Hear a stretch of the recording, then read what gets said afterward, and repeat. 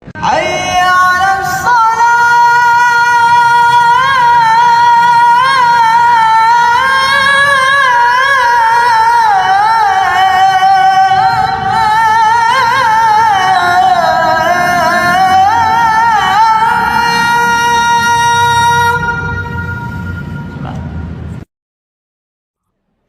Nabi Muhammad SAW, Bapak Ibu sekalian, setelah pulang dari Isra dan Mi'raj, karena itu perjalanan malam hari, beliau pulang sudah pagi. Pada saat itu pagi sudah mulai kelihatan matahari di pagi hari. Awal pagi kita di waktu syuruk, gitu kan. Duduklah Nabi SAW di depan Ka'bah. Duduk depan Ka'bah, merenungi kejadian semalam ini, kejadian yang spektakuler, yang luar biasa. Duduk Nabi SAW merenungi lewat Fir'aunnya umat ini, Abu Jahal. Ini orang julukannya di Mekah Abul Hakam, orang yang bijaksana gitu. Dan pada saat itu dia raja di Mekah. Tapi Nabi SAW suruh kita panggil dia siapa? Abu Jahal. Jahal ini super goblok. Bukan cuma goblok, super goblok. Luar biasa. Kenapa dikatakan begitu? Orang Mekah bilang Abu Hakam, dia dikatakan Abu Jahal. Karena Abu Jahal ini sama Abu Sufyan itu setiap malam dengar Al-Quran yang Nabi baca di rumah Nabi SAW. Setiap malam datang dengar, mereka diam-diam. Misalnya ini tempat tisu, ini rumah Nabi SAW, nanti Abu Jahal di sini, Abu Sufyan di sini, ada satu lagi temannya di belakang. Jadi mereka nggak saling tahu nih. Sampai pagi mereka dengar tuh ayat Al-Quran. Waktu mereka pulang, ketemu tiga-tiga. Lo saling tanya, kenapa kalian sini? Kenapa kalian sini? Kenapa kamu sini? Kenapa kamu sini? Oh, saya dengarkan ayatnya yang Muhammad baca. Kata Abu Jahal, kita janjian, nggak boleh terulang. Kalau masyarakat Mekah tahu kita dengar apa yang Muhammad baca, nanti beriman semua nih. Sepakat ya, sepakat, nggak ada yang hilangi. Besok malam datang lagi tiga-tiganya. Karena mereka satu sama lain menyangka temannya nggak bakal datang. Penasarannya, ketemu lagi pagi, sepakat lagi, jangan ulangi ya. Hari ketiga ulangi lagi. Datang lagi tiga-tiganya. Ini kejadian nyata dalam sebuah riwayat Bukhari disebutkan itu. Maka tiba-tiba saja setelah itu, saya lupa namanya satu orang tokoh Quraisy itu yang bilang sama Abu Sufyan, wahai Abu Sufyan, bagaimana pendapatmu apa yang kau dengar dari Muhammad? Kata Abu Sufyan, yang saya tangkap, ini kita bukan anak-anak nih. Ini apa yang kita dengar 3 hari kita janjian tidak datang, tapi kita datang terus karena penasaran. Ini pasti ada sesuatu. Bagaimana pendapatmu? Kata Abu Sufyan, ada yang saya mengerti dan punya makna yang tinggi, bagus. Ada yang saya tidak mengerti, tapi saya yakin itu kebenaran. Kata yang satu ini, saya juga begitu. Saya yakin nih kebenaran. Kita tanya Abu Hakam. Datangi rumahnya Abu Jahal. Wahai Abu Hakam, apa pendapatmu yang kau dengar 3 hari dari Muhammad? Apa Abu Jahal bilang apa? Demi Allah, kan orang Mekah makin kata demi Allah. Mereka tahu, mereka ikuti ajaran Nabi Ibrahim AS. Cuma mereka musyrik. Mereka datangkan berhala, dijadikan perantara dengan Allah. Allah nggak mau tuh, gitu kan? Makanya bilang, demi Allah saya tahu Muhammad benar. Kata dia. Loh, kata Abu Sufyan, lalu kenapa kau tidak beriman? Kamu raja kami, kalau kau beriman, ini satu Mekah beriman semua nih. Apa kata dia? Ini fanatisme, kebodohan nih. Ini sebab julukan Abu Jahal keluar. Dia bilang, dari dulu sukunya Muhammad sama suku aku bersaing di Mekah. Mereka berikan makan minum jemaah haji, kami juga berikan makan minum jemaah haji. Mereka buat pasukan untuk membela Mekah, kami juga buat pasukan membela Mekah. Pokoknya apa yang mereka buat, kami buat. Sehari buat mereka, sehari buat kami. Jadi bersaing terus. Sekarang dari sukunya Muhammad keluar Nabi, sukuku tidak ada nabinya. Kalau aku beriman berarti sukuku kalah. Hanya itu, fanatisme kebodohan gitu. Dia bilang, maka itu saya tidak akan beriman sama Muhammad. Gara-gara perkataan dia itu, Abu Sufyan dan ini juga ikut-ikutan nih. Satu Mekah semua nggak mau. Tentu Abu Sufyan nanti akhirnya masuk Islam setelah masuk kota Mekah. Tapi pada saat itu tidak mau juga. Baiklah. Ini sebab julukan keluar Abu Jahal. Lewat nih Abu Jahal. Lalu dia lihat Nabi SAW lagi merenungi, kayak ada sesuatu lagi difikirin. Dia bilang, wahai Muhammad, kalau bahasa kita ginilah, bahasa sederhana riwayat itu, kenapa kau melongo-longo seperti ini? Kok kamu kayak orang bingung, ada apa? Nabi SAW dengan polosnya ceritain, semalam, ini yang diceritain kepada Abu Jahal nih. Ini yang paling benci sama Islam. Kata Nabi SAW, semalam datang kepada saya malaikat bernama Jibril. Jibril datang membawa borak. Borak itu kuda bersayap. Ini kuda bersayap sampai hari kiamat tidak ada nih kalau di kehidupan kita. Zaman itu, sekarang saja orang tidak percaya kalau ada kuda bersayap gitu kan. Apalagi zaman kuda bersayap, terbang. Saya naik di atasnya terbang. Dimanapun matanya lihat sebuah tempat, kakinya sudah di sana. Lalu saya tiba di Palestina. Turun di Masjid Aqsa, saya sholat. Saya imami para nabi-nabi. Nabi-nabi ini 120.000 orang. Bagaimana bisa? Allahu a'lam. Nabi sampaikan, saya imam. Lalu kemudian saya naik di atas burak, saya mi'raj ke langit. Di langit pertama ketemu dengan Adam. Langit kedua ketemu dengan Nabi yang bersaudara sepupu, Isa dan Yahya. Langit ketiga ketemu dengan Idris. Langit keempat ketemu dengan Yusuf. Langit kelima ketemu dengan Harun. Keenam Musa, ketujuh Ibrahim alaihissalam. Tentu kisah Isra Mi'raj panjang ya, karena perjalanan antara Mekah ke Palestina itu selama perjalanan Nabi SAW diperlihatkan tentang jenis-jenis azab kubur. Saya nggak ceritain di sini. Ya jelas Nabi SAW ceritain semua tuh, apapun yang terjadi. Saya ringkaskan saja. Kemudian waktu Mi'raj ke langit, Nabi SAW ketemu dengan Nabi-Nabi lalu ngobrol. Sempat ngobrol sama Adam, ngobrol sama Yahya dan Isa, ngobrol sama Yusuf, sama Idris, sama Harun, sama Musa, sama Ibrahim alaihissalam. Tapi yang masyhur riwayat adalah Nabi SAW banyak berbicara dengan Musa. Pada saat menerima waktu 50 waktu sholat, beliau turun di langit ke-7, Ibrahim tidak ngomong, langit ke-6 Musa tahan. Lalu bertanya, berapa yang diperintahkan umatmu hai Muhammad? Berapa yang Allah perintahkan? Kata Nabi SAW 50 waktu sholat. Minta keringanan, umatmu tidak bisa. Lalu kemudian Nabi SAW kembali. Minta diringankan 5, jadi sisa 45. Ditahan lagi sama Musa. Musa berkata, berapa hai Muhammad? Kata Nabi SAW 45. Masih berat, minta ringankan. Terus saja Musa AS menahan Nabi SAW 5 sampai sisa 5 nih. Yang kayak kita kerjain sekarang. Itu pun Musa masih bilang, minta keringanan. Bayangkan Bapak Ibu sekarang kalau 50 waktu sholat per 15 menit azan. Siap nggak? Ini aja 5 waktu sholat sudah ngos-ngosan gitu. Safnya kadang-kadang sholatnya cuma imam sama muazzinnya saja gitu. Yang jelas Nabi Musa AS seperti itulah kisahnya. Sampai sisa 5 lalu Nabi SAW mengatakan, saya sudah malu dengan Tuhanku. Bolak-balik terus gitu kan. Maka terdengar suara dari langit, Allah berfirman, hai Muhammad, dia 5 waktu sholat tapi pahalanya 50 waktu sholat. Karena setiap umat Muhammad SAW kalau berbuat satu kebaikan dilipat gandakan 10 kali lipat. Ringkas cerita adalah Nabi SAW mengatakan, saya balik ke Mekah, saya balik ke Palestina, lalu balik ke Mekah. Tentu kisah ini cuma pendek yang saya sampaikan. Kisah ini mungkin 10-20 kali lipat lebih panjang daripada ini, karena panjang lebar. Yang jelas Abu Jahal waktu dengar itu melongo, diam, lalu dia katakan, waktu sudah selesai, hai Muhammad, kau menempuh perjalanan Mekah Palestina yang kami tempuh dengan kecepatan kuda terbaik kami sebulan, pulang juga sebulan, 2 bulan dalam 1 malam. Kata Nabi SAW dengan penuh keyakinan, iya. Abu Jahal dengan semangat mengatakan, hai Muhammad, kau mau ceritain enggak ke orang Mekah kalau saya kumpulin mereka? Kata Nabi SAW, iya. Nah, emang mesti diceritain kan?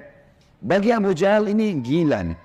Nggak masuk di akal udah. Kuda terbang, bersayap, pergi ke Palestina perjalanan sebulan. Sama kalau kita sekarang di masjid ini ada yang bilang, tadi Bapak Ibu sekalian saya jam 8 pagi take off dari Jakarta ke Jeddah, sekarang sudah tiba lagi dari Jeddah. Percaya nggak kira-kira? 9 jam pergi, 9 jam pulang. Ada pesawat loh ya. Bagaimana zaman dulu? 9 pergi, 9 pulang 1 malam, bayangkan.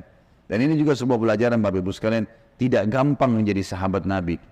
Bapak Ibu harus bersyukur, saya sangat bersyukur kita lahir sekarang. Betul sahabat punya fadilah, tapi kalau kita hidup zaman dulu kita bisa seperti Abu Jahal. Susah jadi seperti Abu Bakar tuh, nggak gampang. Ada orang di kampung padang pasir buta huruf ngaku Nabi. Coba, beriman nggak kira-kira? Kita sekarang sudah lahir, orang tua kita sudah muslim, Quran sudah lengkap, masjid banyak dai-dai bisa nyampein dalam bahasa kita. Kalau zaman dulu berat sekali itu. Baiklah. Abu Jahal bilang, wahai Muhammad, kau mau ceritain? Kata Nabi SAW, iya. Dipegang tangan Nabi SAW oleh Abu Jahal, dibawa ke sebuah bukit namanya Bukit Abi Kubais. Bukit ini Bapak Ibu sekalian, dulu di zaman itu ada di sebelahnya Safa dan Marwah. Ini khusus untuk iklan saja. Orang naik ke atas dan yang boleh naik cuma budak. Ada satu budak ditugasin, dia cuma dia. Yang lain nggak boleh naik. Kalau naik dipenggal nih, nggak boleh. Ini khusus berita penting. Seperti kalau ada yang mau serang Mekah, atau ada kepala suku yang mati, ada anak kepala suku yang lahir, seperti itulah. Abu Jahal naik ke atas Bukit Abi Kubais bersama Nabi SAW. Waktu orang-orang lihat ada 2 orang. Pertama kali dalam sejarah Mekah, Bukit Abi Kubais dinaiki oleh 2 orang. Dan mereka kaget, di atasnya raja mereka Abu Jahal. dan yang satu adalah Nabi Muhammad SAW, orang terpercayanya Mekah. Ini ada apa nih? Maka orang-orang kafir kumpul karena Abu Jahal, orang-orang beriman kumpul karena Nabi Muhammad SAW. Waktu mereka sudah kumpul, Abu Jahal bilang, wahai masyarakat Mekah, dengarkan baik-baik apa yang Muhammad mau sampaikan. Ini kalau Abu Jahal niatnya baik, mau nyampein dakwah, luar biasa pahalanya kalau dia masuk Islam. Masalahnya tidak, dia mau mempermalukan Nabi SAW. Niatnya itu. Maka dia bilang, silakan hai Muhammad. Nabi SAW ceritakan dengan polosnya. Datang Jibril, burak, kuda terbang, Palestina, sholat, dan sampai selesai. Lengkap, panjang lebar. Allahu a'lam berapa jam waktu itu. Biarlah disampaikan. Sampai selesai semua apa yang terjadi. Orang-orang Mekah yang kafir, Bapak Ibu sekalian, bertambah kufur. Ini Muhammad gila nih. Mekah, Palestina, pulang pergi 2 bulan, 1 malam. 1 malam, dan ini bukan 1 malam, setengah malam, gitu kan. Pulang pergi. Ini nggak masuk di akal. Ini baru ke sana saja nggak percaya. Apalagi naik ke langit, ketemu, udah panjang ceritanya. Belum lagi cerita tentang surga dan neraka, diperlihatkan adab-adab kubur. Tapi ya sudah. Waktu itu yang sudah beriman pun di kalangan sahabat, benar nggak ya? Tapi ini Nabi, nggak mungkin salah. Mereka sempat bimbang. Abu Jahal turun dari bukit Abi Kubais sambil ketawa, senyum. Sambil dia ngomong, ada sahabat rupanya yang ngikutin. Tahu nih Abu Jahal tadi ajak Nabi nih, diikutin. Dia bilang, sekarang agamanya Muhammad sudah habis. Dia pergi ke Darun Nadwa, tempat kumpulnya orang-orang Quraisy, lalu dia teriak. Dia bilang, hai Quraisy, berita gembira. Apa itu Abu Hakam? Agamanya Muhammad sudah habis. Udah nggak ada lagi agamanya. Kata mereka, memang kenapa? Apa kata Abu Jahal? Muhammad mengarang cerita dusta. Katanya begini. Abu Jahal ini tidak sadar sedang nyebarin berita apa? Isra dan Mi'raj. Dia lengkap, dia sampaikan ke orang semua ini. Datang malaikat namanya Jibril, datang burak, terbang ini, semua lengkap. Adab-adab tidurnya disebutin sama dia. Semua lengkap disebarin. Lalu orang-orang Quraisy diam semua. Mau bilang apa nih rajanya, dan mereka juga memang masih belum beriman kepada Nabi SAW. Lalu kata Abu Jahal, ada satu orang. Satu orang ini, kalau kalian berhasil menggoyahkan keyakinannya, habis benar agamanya Muhammad nih. Kata mereka, siapa itu? Kata Abu Jahal, Abu Bakar. Cari Abu Bakar tuh. Abu Bakar ini Bapak Ibu sekalian, cirinya beliau radhiyallahu anhu, itu badannya kurus. Ya. Saking kurusnya kalau pakai sarung melorot terus. Nah iya, radhiyallahu anhu. Tapi yang perlu digarisbawahi, Islam bukan melihat kekarnya fisik, tapi kekarnya iman dalam hati. Allah bilang Allah bilang halal, Allah bilang haram. Perintah dikerjakan, larangan ditinggalkan. Itu konsep dasarnya, gitu kan. Abu Bakar ini ditahu tentang masalah keyakinannya sampai apa kata Nabi SAW. La uzina iman Abi Bakar fi kiffah, wa uzina iman hadil ummah fi kiffah, la rajah iman Abi Bakar. Kalau keyakinannya dan imannya Abu Bakar ditimbang di satu timbangan, dan keyakinannya serta keimannya seluruh umat ini, semua sahabat, semua tabi'in, semua yang sudah mati, yang masih hidup dan yang belum lahir, semua kita di sini juga termasuk. Ditimbang iman kita semua dibandingkan Abu Bakar, yang satu timbangan pasti lebih berat keyakinannya Abu Bakar. Kata Abdullah bin Mas'ud, sahabat Nabi radhiyallahu anhu yang mulia dengan ibadahnya yang luar biasa, kami tidak ada bedanya dengan Abu Bakar dari sisi ibadah. Karena Abu Bakar sholat, kami sholat. Abu Bakar puasa, kami puasa. Abu Bakar sedekah, kami sedekah. Abu Bakar ya jihad, kami jihad. Tapi kami tidak bisa menyaingi Abu Bakar dari sisi keyakinannya. Mustahil. Kalau Rasulullah sudah bilang kerjakan apapun konsekuensinya. Mau wajib, mau sunnah, nggak ada toleransi, nggak ada keraguan. Yang haram, nggak ada lagi. Haram, nggak ada ceritanya. Seperti itulah konsepnya. Jadi sangat luar biasa. Yang jelas Bapak Ibu sekalian, mereka bilang cari Abu Bakar. Dan juga ada hadis, supaya saya tidak lupa ya, kata Nabi SAW, tidak ada seseorang yang menginjakkan telapak kakinya di muka bumi setelah para nabi-nabi yang paling afdal lebih daripada Abu Bakar. Jadi setelah Nabi langsung dia, radhiyallahu anhu, jadi orang yang sangat luar biasa. Datanglah orang-orang Quraisy ini ke kebunnya Abu Bakar, di kebun kurma di pinggir kota Madinah, dan orang sahabat-sahabat tadi ini pada ikut gitu kan. Sampai di kebunnya Abu Bakar, Abu Jahal teriak-teriak, wahai Abu Bakar, keluarlah. Abu Bakar keluar. Abu Bakar keluar. Kaget Abu Bakar. Belum pernah dalam sejarah hidupnya Abu Bakar itu, tokoh-tokoh Quraisy, kepala-kepala suku datang ke kebunnya. Untuk apa? Dan belum pernah dalam sejarah Mekah orang beriman sama orang kafir jalan sama-sama. Maka Abu Bakar bilang, ada apa wahai Abu Jahal? Dia bilang, sahabat Muhammad gila. Masa dia cerita rekayasa bohong, cerita bohong begini. Abu Bakar ini belum dengar dari Nabi.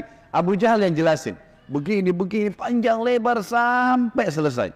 Sampai kembali lagi ke Mekah. Abu Bakar sudah tahu nih, apa tujuannya Abu Jahal. Kalau dia mau beriman, dia sudah beriman sama Nabi. Tapi datang sini mau ngacoin nih. Kata Abu Bakar ada dua riwayat. Riwayat yang pertama, wahai Quraisy, bukan cuma Abu Jahal, wahai Quraisy, Muhammad mengaku turun wahyu dari langit ke rumahnya. Dan saya percaya. Apa bedanya dengan dia kalau naik ke langit? Sama saja. Tidak akan menggoyahkan saya. Riwayat yang kedua yang unik nih.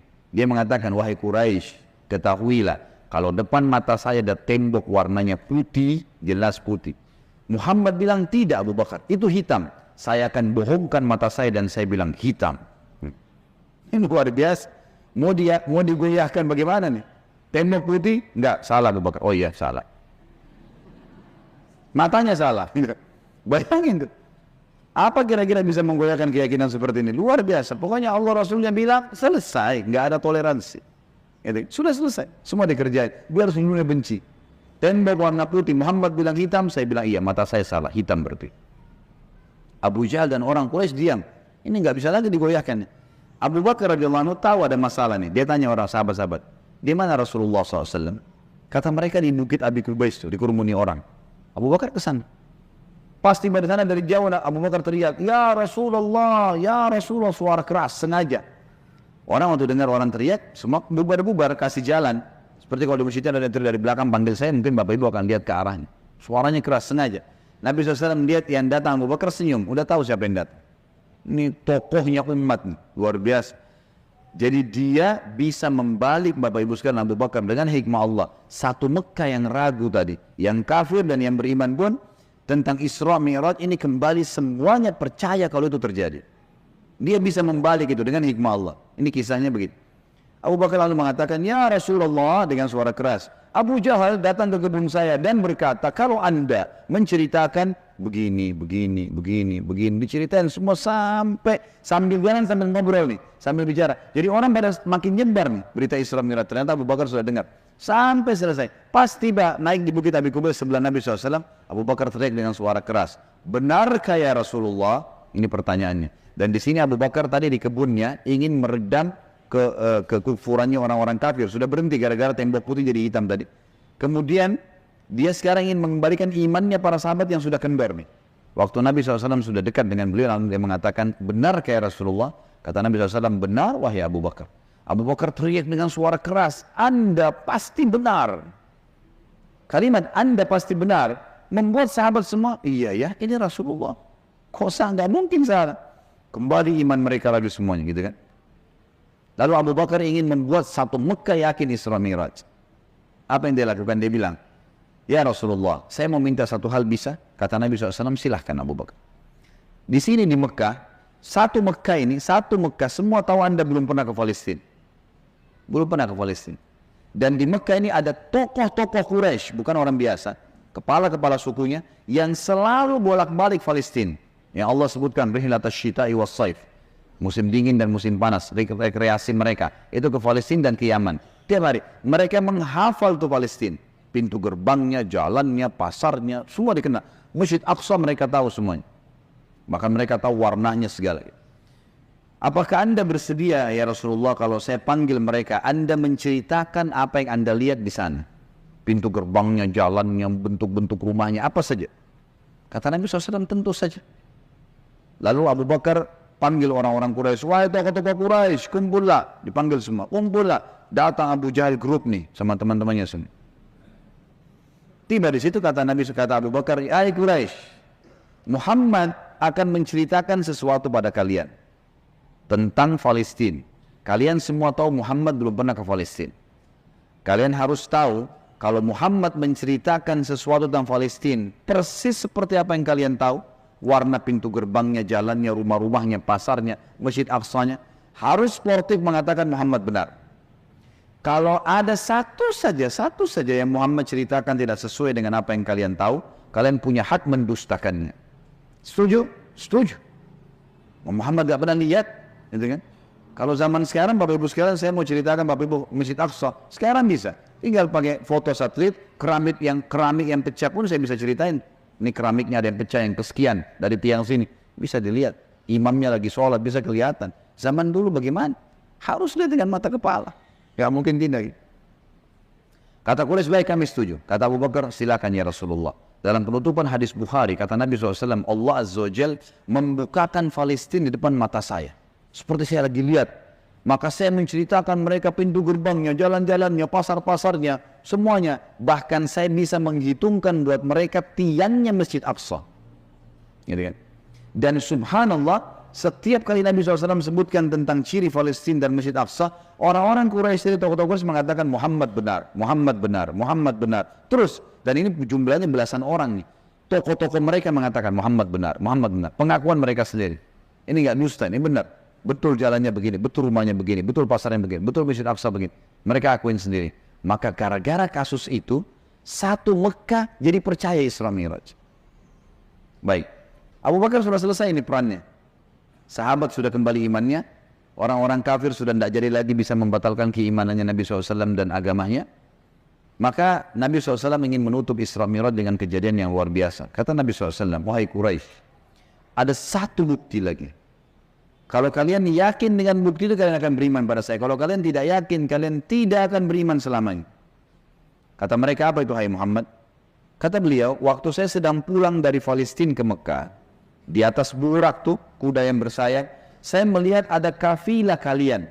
Kafilah ini 3 ekor unta ke atas. Sedang jalan. Jumlahnya sekian belas unta, di atasnya ada fulan, orang-orang Quraisy, fulan, dan unta yang paling depan, unta berwarna putih, di lehernya ada kain warna merah. Di tengah-tengah lembah, mereka sempat kehilangan unta, dan saya lihat unta mereka. Lalu saya teriak, wahai Quraisy, unta kalian di lembah fulan. Karena Nabi kenal semua nih siapa yang ada di situ. Orang-orang Quraisy, tokoh-tokohnya. Ada lembah fulan, ambillah. Maka mereka mengikuti suara saya dan mereka menemukan unta mereka. Kafilah itu 2 hari lagi sampai di Mekah. Tanya pada mereka. Ini detail sekali nih. Kalau sekarang orang dari Bandung ke Jakarta, saya mau tahu mobilnya di mana, saya bisa ikutin. Sebentar deh. Ada kamera, ada satelit, canggih. Zaman dulu bagaimana caranya ceritain kecuali kalau lihat dengan mata kepala. Ini bukti real. Setelah 2 hari Bapak Ibu sekalian, satu kota Mekah, perempuannya, laki-lakinya, orang tua, anak-anak yang kafir, yang beriman, semua kumpul. Di pintu gerbang Mekah namanya pintu Bani Syaibah, suku Syaibah. Mereka kumpul semua, mereka nunggu nih, benar tidak di kafilan? Ditunggu itu sudah heboh satu Mekah. Subhanallah, menjelang waktu duhur, lewat betul tuh kafilah. Persis seperti yang Nabi ceritain. Jumlah untanya, nama orang-orangnya, unta paling depan warna putih, di lehernya ada kain merah. Karena penasaran, orang-orang Quraisy di Mekah ini bilang, hai Quraisy dari kafilah, kalian dari mana? Kata mereka, kami dari Palestina.